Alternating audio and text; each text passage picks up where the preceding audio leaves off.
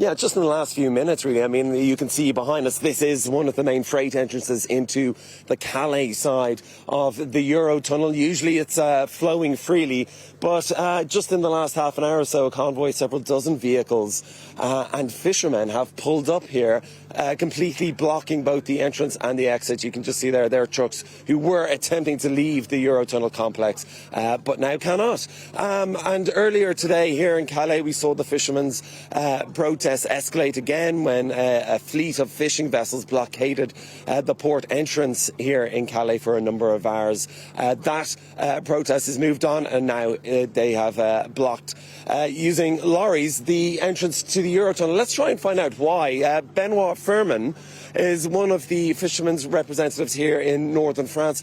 Benoit, what is the point of this sort of protest? Will it not just alienate public support?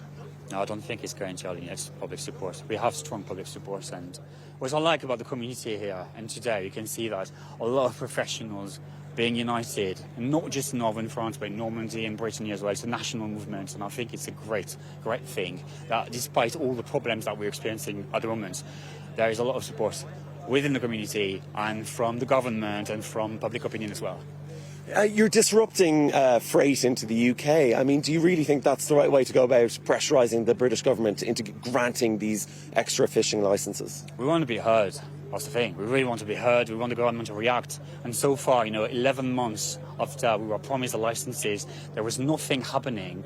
So I think that's the last solution. We waited until the last minute, really, because we thought, we're not going to do that. We're going to wait. We don't want to interfere. We don't want to do anything wrong, because there were a lot of negotiations. We're not going to interfere. But now we've had enough, really. So that's the last resort. And we hope that we're going to be heard. And we hope all we want are licences. If we get the licenses, we're going to stop. That's all. You hope to be heard, but do you think the current tensions between the UK and France, obviously we saw Priti Patel being disinvited to this conference on Sunday on a wide range of different issues, do you think it will make it more difficult for you to eventually get some sort of agreement so that we don't have to have these sort of protests? We're kind of desperate, to be honest, and we're the victim of political strategy and game heads. We don't want to be victim anymore. We just want to be respected, so that's why we're organising that. Okay, Benoit, thank you very much for joining us here today.